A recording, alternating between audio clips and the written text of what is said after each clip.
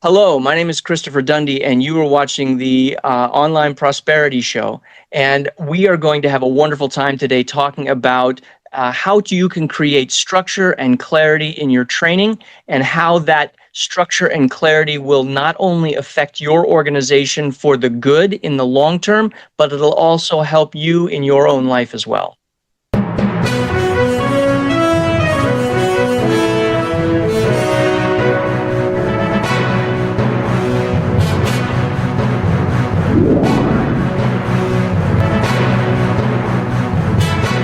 Welcome to yet another exciting episode of the Online Prosperity Show, the number one place to uncover strategies, stories, and systems that help you turn your passion into profit and your expertise into impact. I'm your host, Prosper Taruvinga. And if you've ever felt overwhelmed by digital learning platforms, or maybe just struggled to turn your training into measurable progress, then this episode might be your turning point. Today, we're joined by Christopher Michael Dundy, the CEO of Flagship LMS, a company that builds, hosts, and manages learning systems for organizations worldwide. Now, Chris, how are you doing today? I'm doing well, Prosper. Thank you very much for having me on.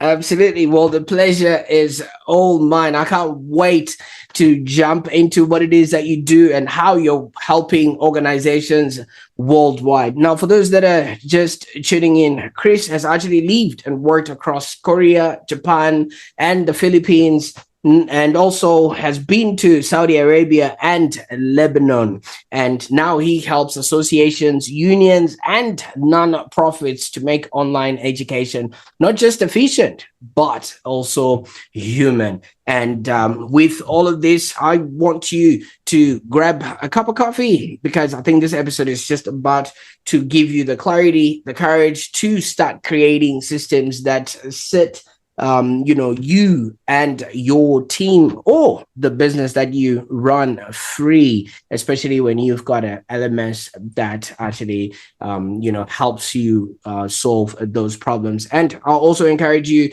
to subscribe to, on YouTube, Spotify, or wherever it is that you're tuning in from, because every week we try to bring you stories and strategies that actually move your business from chaos to clarity. Now, Chris, I've got to ask you, you've lived in 5 different countries, and you've been working in all these different spaces. Do you actually have a favorite country that you would say, if I could go back, I'd want to live there for the rest of my life?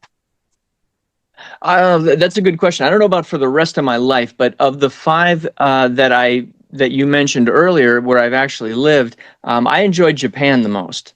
I thought the culture, the traditional dress, the food, all of it, I thought was something that was really enjoyable. So different from where I grew up that it was. It's magical over there. A very close second is probably Korea. The Middle East I found to be pretty hot, and I'm not really a hot weather guy, so that was a little difficult for me. Oh, I can imagine. You see, I come from hot temperatures and stuff like that. I mean, you can see my tan, but in some places it just gets a little bit uncomfortable, I can imagine. But with Japan, I really like their concepts. One of them is kintsugi, and then the one, I've forgotten what it is, but I've learned it from Toyota, where they talk about continuous improvement. Kaizen. Kaizen, that's the thing. Mm-hmm. Would that be the reason why, that really strikes you? Because you were a teacher yourself, right? I was, actually. When I left the Marine Corps in 2002, I went back overseas, and that was the start of that 12-and-a-half-year journey working overseas. And I did start teaching English. That was in Korea, and I started with elementary school. But while through the course of the whole journey, I ended up teaching from preschool all the way up to adults. I taught at the Korean Army's Military Intelligence School. I taught at Kangwon National University, a couple of universities in Saudi Arabia, my K through 12 in Lebanon. So I've always been around students or learners of some type. Absolutely, and thank you so much. Now you've just hinted on a little bit of a tip of information. Being in the Marine Corps, tell us, what was that like, and what was the learning environment like in that particular sort of space? Because that's a whole different world in and of itself. Really, it really is. And I'm probably, anybody who knows me knows I'm the last person that probably should have joined the Marines. I don't take very well to discipline at all, but they have a way of kind of making you do it. The learning, I'm glad you mentioned the learning. It's really interesting. So I spent 7 years in the enlisted Marines, and I spent 5 years as an officer. And so when I started my career at boot camp, like all enlisted personnel do, there is a plethora of things that you have to learn in order to be able to function in that environment. And the way that they teach you is just repetition. They have one private that they call the prac private, and it prac for practice. And all he does is stand at the front of the platoon, and during any downtime, he says, your first general order is, and everybody repeats it back. Your second general order is, and you repeat it back. And it's just repetition again and again and again. There's nothing wrong with that. And in fact, for those things that you have to know word for word, that's really the only way to do it.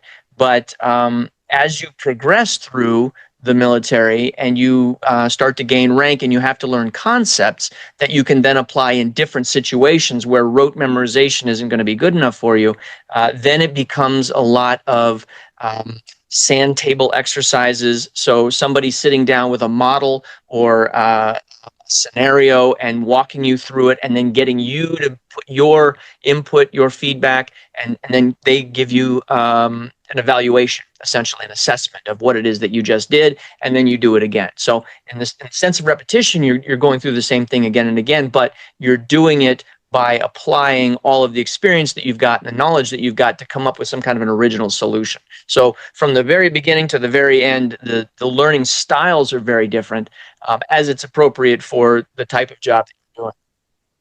Absolutely. Now, you know what's really interesting about this, Christopher? I mean, obviously, first of all, thank you for your service. And then second, you've actually had to learn how to learn in very different scenarios. Okay, so you've learned basically on the military plane, where discipline is at the core and repetition is at the core, but you've also had to learn in different cultures, backgrounds, and like you have said, temperaments. You didn't like the heat. There's a whole different way of learning while the sun is blazing out there and stuff like that. So what did these experiences teach you about how people actually learn and connect? That is a wonderful question. So one of the things that took me quite a bit of time to kind of wrap my head around is that within different cultures, the method of learning or the views of what is considered to be cooperation are very different. So, for example, I was in Saudi Arabia for approximately 5 years, and I taught at 3 different organizations there: at King Faisal University, Al Faisal University in Riyadh, and then I worked for the Saudi Electric Services Petroleum Polytechnic, which is a feeder school for the Saudi Electric Company. And one of the things that a new teacher there will experience very quickly is the students working together, oftentimes on an assessment which a teacher thinks should be an individual effort. They will see, and what it looks like to Western eyes is that the students are cheating, that they are copying answers from each other, that they are giving answers to each other. It looks like, from our standpoint, something that needs to be cracked down on. And what a teacher doesn't realize is that in that particular culture, cooperation has a very different meaning. It's the kind of thing that they are taught to do, expected to do, that working together like that in those situations and helping each other, and I use that in sort of air quotes, is there isn't as a stigma on it the way that we would associate that. Westerners, and in particular Americans, very individualist. You succeed or fail by yourself. There are certain times when you perform as a team, but when it comes time for an assessment, it's what do you know? What can you do to show your associate or your prowess, your skill level? And so that took some getting used to. Koreans and Japanese, and Koreans especially, they have a very strong shame culture. For them, if you don't know the answer to something, it's very difficult to speak up and ask the question because you're embarrassed that you don't know the answer. And so as a result, trying to get student participation in a classroom can be very, very challenging. Trying to get students to admit something they don't know can be very, very difficult. And all of these things, there's no handbook for it, at least not one that I came across in, starting in 2002. And so you learn trial by fire, and it's frustrating at first, and you have to let go of that mentality that as the oldest person in the room, as the teacher, quote unquote, I know what's best for everybody. You have to dispel that, and you have to approach it as a completely new environment, the new environment that it is. You have to learn that environment. You have to yourself be humble to and accept that you don't know what the dynamics are in that room, and you have to take your time and kind of feel them out because they are very different from anything that you've experienced before. Like that, because while you were talking, I was actually just thinking, because we're brought up to think that if you want to go far, you go alone. But if you want to go further, you go together. And that is drilled inside of us as we grow. And as I came across into the first world, as you say, it's a whole different world where, everybody is out for themselves. And there's not that, especially, like I look at the neighborhood that I live in. I speak to everyone across from me and, next door to me, but my neighbors have not made that connection with themselves. I'm the only one that connects everyone, and it fascinates me. And I think that's also how quite a lot of people learn. They're just out there, for themselves. Now, is it something that you have now incorporated in the work that you're doing, or have you just made those observations and they haven't made it to, the kind of work that you're now working on?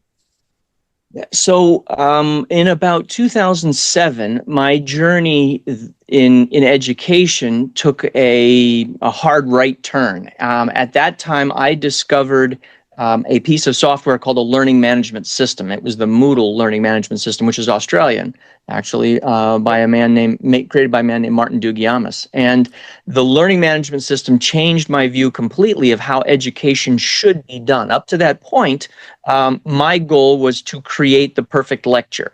My goal was to, come up with some kind of interesting story that I could tell that would engage the students and get them thinking about whatever the topic was.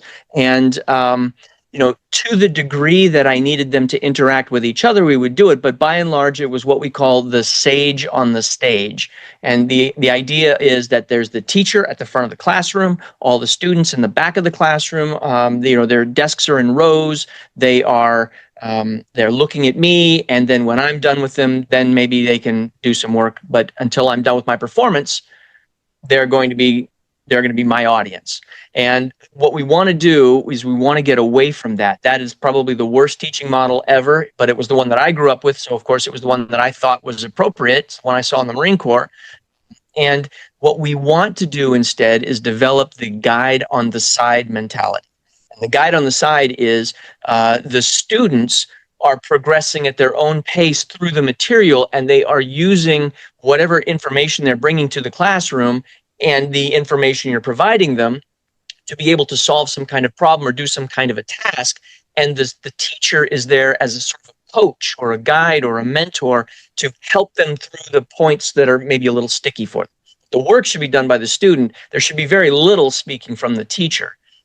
And the learning management system is a platform that allows that to happen. And it is a phenomenal piece of gear because what it does is it provides a single area where a group of students can come together. They can get material that has been digitally uploaded, whether it be videos or audio, PowerPoint, whatever it is that you need to impart that information, and then they can use that to complete a series of assessments or exercises, and they don't need that instructor.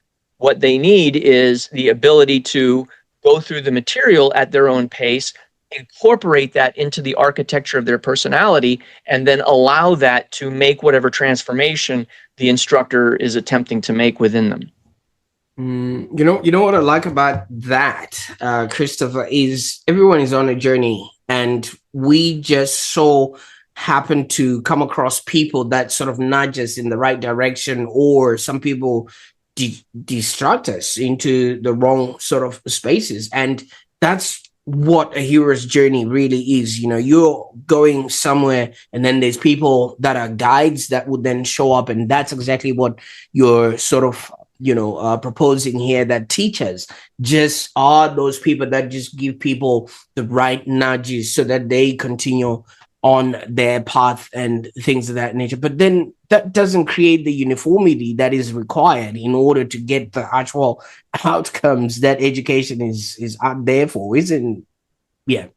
Well, that's a hard thing. And the problem is that we have, at least in America, we have our mindset, our educational system was brought to the United States by Horace Mann. And Horace Mann, who was the Secretary of Education at the time, got his ideas from Prussia when he visited. And the educational system that they developed, the purpose was to create two products: soldiers and factory workers. And so that required that very strict military utilitarian viewpoint where everybody's in rows. They go from one class to another when the bell sounds.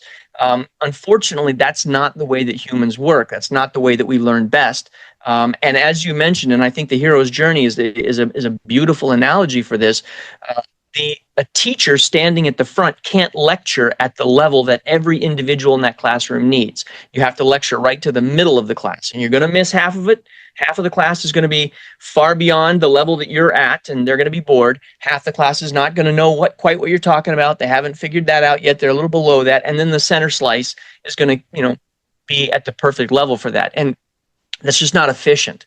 And if you're really interested in providing the best education possible, you have to start with where the student is and then move them from point A, their starting point, to point B, wherever it happens to be. And yes, that is absolutely a journey, and it absolutely requires a guide who can walk with them and point out the pitfalls and allow them to make decisions, left or right, up or down.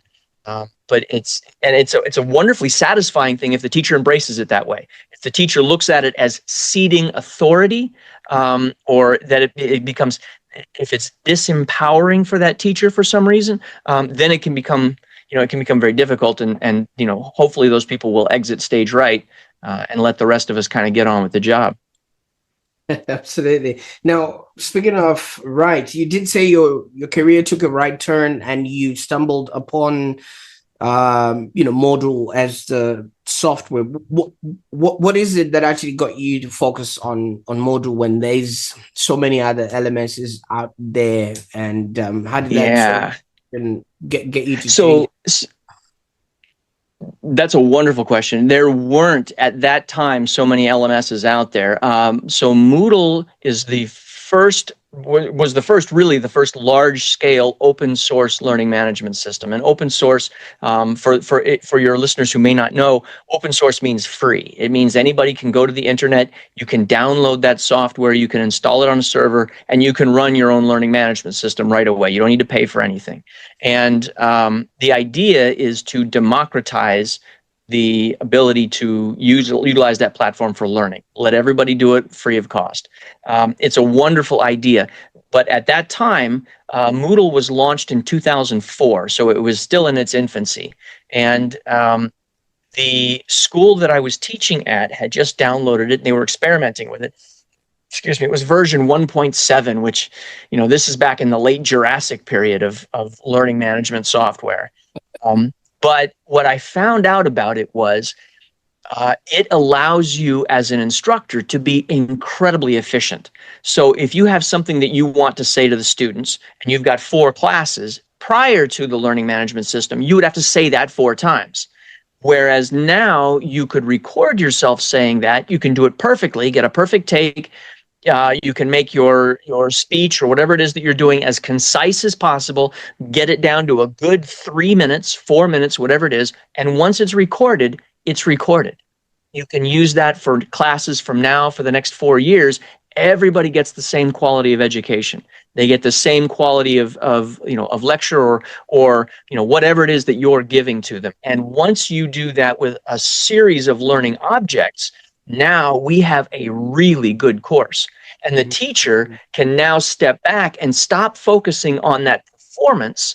And now they can focus on helping the students ingest that information and hang that on the hooks that they've already formed from their previous experience. So the teacher is actually free from delivering the material. They're now free to focus on the students and help them on that journey. And I think that's a game changer for schools, for organizations, for anybody who's got training that they need to give to somebody else.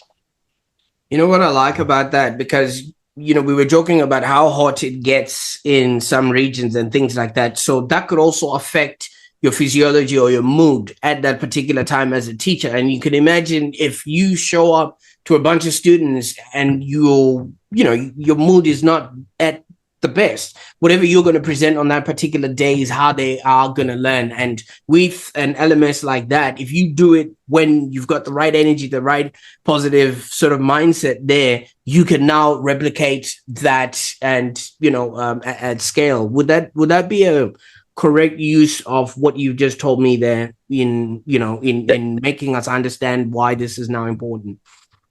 It is, Prosper. That's a great use, and it goes beyond that. When I was working in the Middle East, in Saudi Arabia and Lebanon, Saudi Arabia in particular is entirely Muslim. And so during the month of Ramadan, during the daylight hours, nobody's eating and drinking.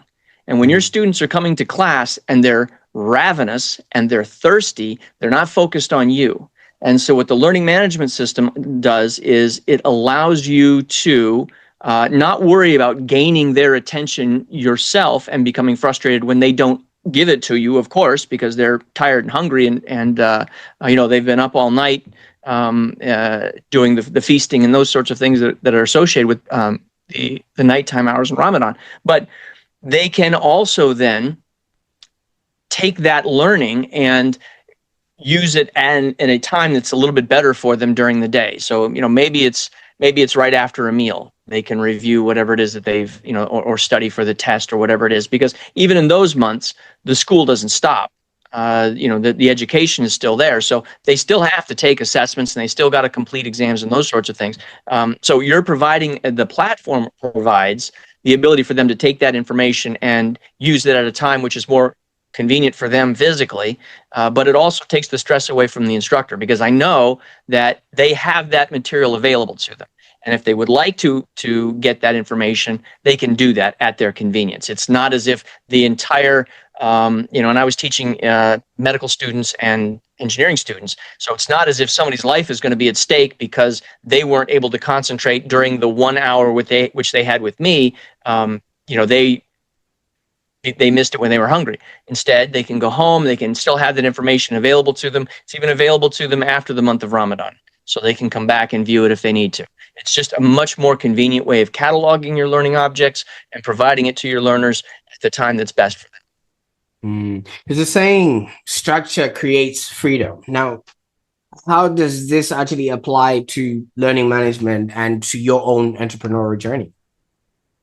So I can't tell you the number of organizations that I have gone into where there is a person, and there's an example, there's a healthcare organization right here that I was working with very recently. They have a person whose full-time job it is on Monday is to deliver onboarding training to all the people they hired in the last week. And then that onboarding period is a Monday and a Tuesday, and then Wednesday, Thursday, and Friday, they're prepping for the next onboarding period. And it's just the same rinse and repeat every week. That is the very antithesis of structure being freedom. Instead, what they should be doing is recording as much of that onboarding material as possible and putting it on the learning management system, and then allowing the individuals who are coming into that organization to take that training, freeing up that person to be able to do other things. Now, there may still be some information that has to be delivered in person. That's fine, but it doesn't require a full-time job, and it shouldn't. So, and I don't recommend ever that, we cut staff, but that's obviously something that organizations could think about doing if cutting costs were something that were important to them. I prefer instead to say, what are the talents of that individual who was previously delivering that training? Can we then redirect them into something that's going to better the company's progress toward their goals and objectives 3 years, 4 years, 5 years down the line, and generate more for their bottom line? You see, maybe in their defense, especially when it comes to, these big organizations, they might actually think the e-learning might be taking away from the human connection that they want to instill when, like you said, this is an onboarding event. So, you can imagine on your first day at work, you want to meet the people you're going to be working with, not looking at a screen. I don't know how that sort of relates to what you're saying. I don't think you're wrong about that at all. I think one of the big factors for success in an organization is quickly imparting the culture to the new people that are coming in and allowing them to adjust to that culture as quickly as possible so that they can move forward with their work. I think that the learning management system could be a great way to introduce that culture to them. For example, these are the things that we do when we have company days for our employees, or these are the whatever your culture is, there's a way to impart that using the software. But you are absolutely correct that there is no substitute for that human to human contact. And I argue that by giving them a platform where that training is available and allowing them to take that when it's convenient for them, you can get that human to human contact more quickly. And instead of them being talked at by a representative, that human to human contact could be between them and a manager who is assessing what information they learned from that onboarding procedure. Did you learn this? Did you learn that? Can you tell me what you learned from the particular video about how to do X, Y, or Z? And I think that sort of assessment is going to be more valuable to a manager in the long run than just the kind of a standard sort of meet and greet. But either way, I think that the repetitive things that you need to impart can best be put onto a learning management system and freeing up the employees who would otherwise be just a broken record every Monday morning talking to your employees. Oh, absolutely. Now, obviously, onboarding is part of a system, it's part of a process that any business would be taking on. It doesn't necessarily mean onboarding new employees. It could be onboarding clients, or it could be onboarding, providers or suppliers and things of that nature. For somebody who's watching this right now, who maybe feel like their business systems are maybe chaos in disguise, like you're saying, everything is everywhere. They don't quite know, how to get things running. What are the maybe first 3 signs that they should maybe look out for that it's time to rebuild and start using something like an LMS? There is a wonderful book, and the book is called The Checklist Manifesto. And it's by a gentleman named Atul. I'm pronouncing this correctly. It's Atul, Atul Gawande, Gawande. And this gentleman is a doctor. And what he was noticing is that there were, in a series of hospitals that he was touring, huge numbers of post-surgical complications, problems that happened with people after surgery. And these complications in the best cases were infections, things that required longer hospitalization. In the worst cases, they resulted in death. And then, of course, the associated lawsuits and things. And what he found was that the introduction of a simple checklist allowed the hospitals to cut the instances of post-surgical problems drastically. And then, of course, the knock-on effects were there were fewer lawsuits, fewer doctors being disciplined, et cetera, et cetera, et cetera. But what was occurring were the doctors were fatigued and stressed. The surgical team, including the nurses, were fatigued and stressed. And when, over a period of a long surgery, things at the end got missed. And the checklists were the easiest things. For example, count the number of sponges at the beginning of the operation, and then count the number of sponges at the end of the operation. And if the numbers don't match, let's go back and figure out where the sponge went, because it was left somewhere. And so it was little things like that. And he took his lessons from airline pilots. An airline pilot, before they begin to fly, has a huge checklist. When they're flying, they have a huge checklist. Before they land, there's a checklist. And no pilot would ever consider going through such a dangerous operation without that checklist available. And they've got checklists for emergency situations. And so my first, to answer your question in a very long roundabout way, is as a business owner, if you can point to something that you do repetitively that does not have a checklist associated with it, and if you have, and if everybody on that team can't immediately identify that checklist or point to it or find it, that would be your first warning flag. So as an example from my business, whenever we bring on a new client, oftentimes the new client will have a learning management system, and they've got it hosted on some server, their own or somebody else's, and they need to bring that. We need to take all the information onto our server, and sometimes we've got to integrate from a different platform into our platform. There has to be a series of repeatable steps for that. And we inevitably have to do this in the middle of the night because nobody wants their servers down during the daytime when their clients are on it. So at night, we've worked a long day, we're all tired. We still need to be, everybody on the team has to be on the same exact checklist at the same exact moment, and it has to be detailed enough that once we're done, we can look back and say, we definitely did not miss any steps because here is the concrete evidence for that. So I think that if you can't point to a checklist, and we have checklists for everything, absolutely everything, onboarding, migration, offboarding, we have checklists for how we do our marketing, we have checklists for how we do structured updates. Absolutely everything has a checklist. And if you can't point to that checklist, the chances are good that your processes are not repeatable or that things are going to be missed. And that's going to naturally hurt your bottom line because your repeatable processes are presumably the thing that is separating your company from your competition. It's making you better than your competition. Your customer service or your rapidity of doing a repair or an installation, these processes are what you're hanging your success on. And so it's important that we get them refined, we get them right, because that ultimately is going to make you successful. Oh, I'll stop talking now. Yeah, I like that, and I love how you brought in the flight checklist. And while you were talking, I was actually just reimagining a surgical scene where everyone is on the operating table, and then the doctor says sponge, and then the sponge comes in, and then they say scalpel, and then the assistant is like, oh, sorry, I forgot to pack the scalpels.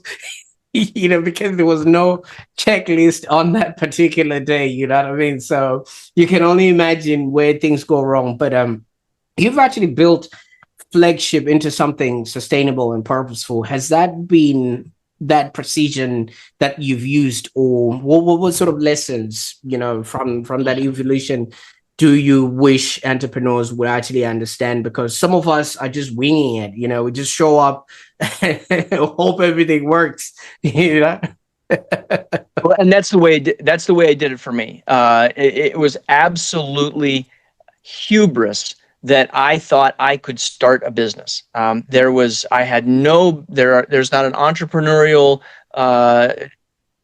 bone in my family tree.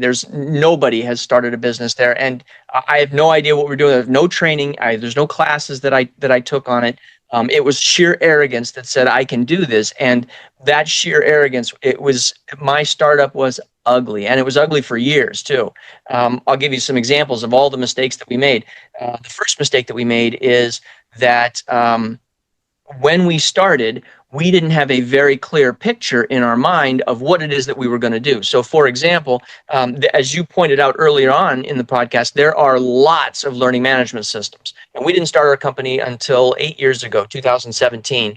And by that time, there's 100 platforms out there. So what we thought was necessary was we should be knowledgeable in as many of them as we can so that we can help as many clients as we possibly can. And so we had a little bit of expertise in 6 or 7 different platforms, but no great depth of knowledge.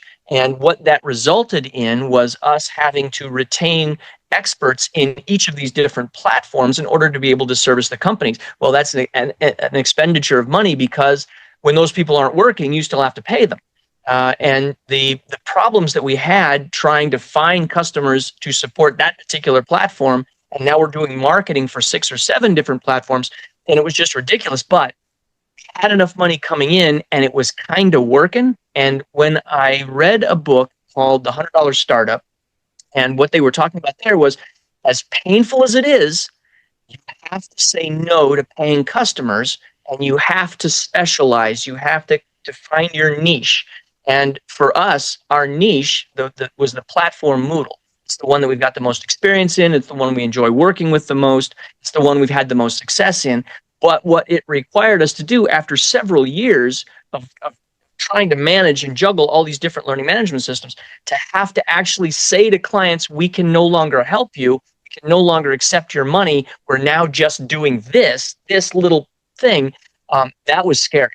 Absolutely scary. And we hadn't read the checklist manifesto at that point. So when I'm not working because it was my day off, somebody else is doing something, and they're doing it a little bit differently than I would have them do it, or they forgot to do something that I told them to do, and now it's, the client's a little angry, and so things were just chaos, just absolute chaos. And now, once we've implemented these checklists, I can go to sleep at night. I can take a couple of days off, because I know that if there's going to be a migration or an onboarding, or there's going to be a client that needs a problem solved, there is a checklist, and it will be followed step by step. And I can check back, and I can look at the examples of what was done during that checklist.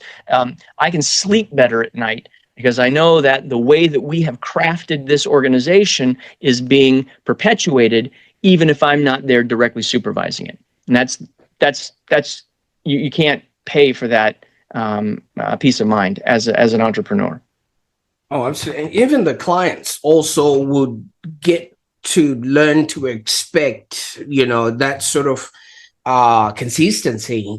Let's just put maybe an example of McDonald's. You walk into any different McDonald's, all you got to do is just know what you want from the menu, and it's going to be exactly the same. I mean, even though the burger doesn't come out as the photo, but at least, it still has all the ingredients put all together in there. Now, a lot of leaders, especially when they started the business themselves, they cannot unpack what's already in their head and put it, onto some sort of a LMS or onto some sort of a structure that people have. And they always have this excuse that, if we become too efficient, we are taking away the human aspect, and it becomes just emotionless automation and things like that. But you've managed to blend systems with humanity, so this kind of learning still stays personal, yet you're actually achieving the desired sort of goal. How have you managed to blend the two in a way that other people don't see the synergy of being human while still being efficient? Great question. So the learning management system is not automation. It's not designed to take away a person's job. What it's designed to do is create a system in which that person can do their job better. So we're not trying, the learning management system isn't going to sell your product for you, but what it is going to do is teach your salespeople the best method for selling that product, the best way to introduce that product, the way that to teach them the different ways that product can fit into the client's particular needs. And so that human touch that is the salesman interacting with the client is only enhanced by the training that you're giving them.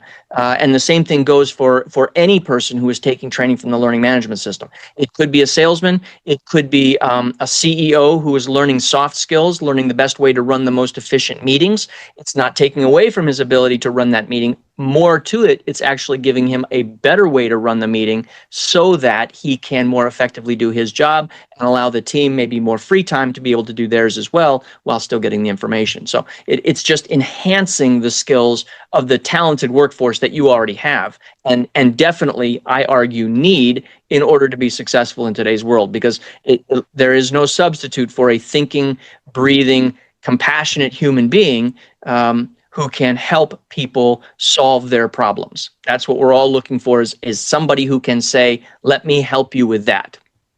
I like that. You see, because the thing is, we've become a global village. You know what I mean? It's not like everybody's going to be showing up at the same sort of time in the same location. Some of the team members that we now have are operating from, different time zones, and they would need to be accessing that same sort of information in order for them to replicate the best sort of results. Now, if somebody's looking at their team in that sort of scenario and they're thinking, "Oh, this might be the solution that I need," where can people go to, Chris, and how can they, maybe start their journey to learn if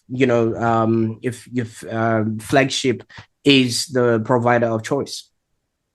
Well, I appreciate you asking that question. One of the things that we love to do is talk with our clients. We don't charge for our time when it comes to talking. I would rather sit down with you for half an hour and discuss what your needs are. And if we're not a good fit, I will tell you right away. And if I can direct you to someone else who is a better fit, I will happily do that, because the thing that matters most is getting your your training delivered to your learners as efficiently as possible. So the best way to get a hold of me and just start asking questions and let's just exchange some thoughts and ideas is to go to flagshiplms.com. And in the upper right-hand corner, you can book a call. It's a 30-minute call. Again, it's completely free. I just would love to talk with you about what it is that you're doing with your online training.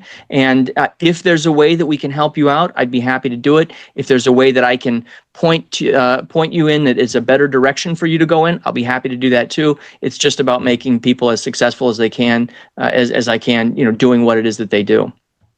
Oh, absolutely. I'll make sure that all those links are in the show notes below so that people can actually get started on their journey. Now, Christopher, when we started, you were this globe-trotting teacher that was working late nights overseas and things of that nature. If you would look at that guy today, what would you maybe whisper into his ear about what really matters and building something that would last,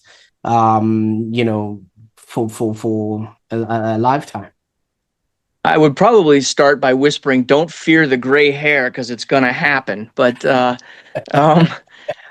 I think the most important thing is you're gonna screw it up. And at least for me, that's what I would tell my earlier self, is there is no substitute for you just screwing it up and then learning what it was that you did wrong. I think I have made every mistake that it is possible for an entrepreneur to make. I don't think I missed any. But here we are. We're still here, and it's going to be stressful. It's going to be hard. But nevertheless, if what you do is if you truly care about the success of your clients, if you truly care about helping somebody do something else better, there's never going to be a lack of people coming to ask for you for your help. Conversely, if you're not interested in that, if you're interested in making a buck and that's it, people will rapidly see through that.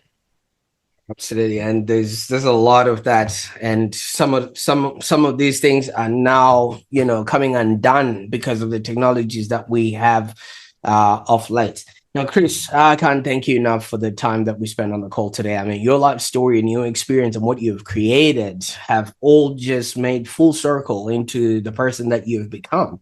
And that's very difficult to replicate. And, I love that each and everything that you have done has brought you to where you are right now. I think it was Steve Jobs that mentioned, you cannot connect the dots looking forwards. You can only connect the dots looking backwards. But you've helped countless organizations bring order to learning. What's next for you? What's the next big thing that you're working on now that you've brought us into your world? Well, this is something I really, as you mentioned, bringing order out of chaos into training, I think is really important. But that's the very first step. Getting a handle on what you're currently doing is great. But the thing that most organizations haven't embraced, and the thing that I'd like to be sort of the evangelist for right now, is that the learning journey that a user is on should span the entire employee life cycle. And we invariably see organizations that are really focused on the first kind of 2 years of the employee's journey. And then after that, the training sort of dies off. So there's not as much training for middle managers as there are for entry-level workers, and there's very little training on any learning management system that I've encountered for CEOs, for anybody in the C-suite for that matter. But arguably, the decisions that those leaders make impact far more people and impact far more significantly than the decisions from the lower level troops. And so why are we missing the training at that upper level? And so what I'd like to do is kind of be the person who says, now let's see what we can do to make this structured delivery of training efficient all the way across the employee organization, the whole organization, and the employee life cycle. And if we can do that, if everybody can have the benefit of this software platform and the clarity of thought that comes from putting good training onto it, then I think we can make truly world-class organizations. A lot of organizations use the term world-class. Obviously, they can't all be, and I have seen few enough of them that that I feel have made as good a use of their training department as they possibly can. Absolutely. What a journey. What a journey. I mean, for those that are watching right now, you can tell that Chris knows his stuff, and he's also shown us that clarity and structure aren't just for businesses.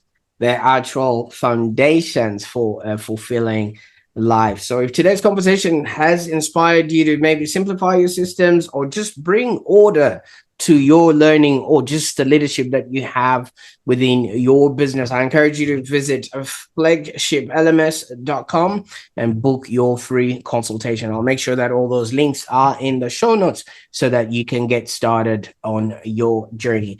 And I encourage you to subscribe and maybe share this episode with somebody who's ready to start turning whatever chaos is happening within their business into clarity. And let's keep building online businesses together. Until next time, bye for now.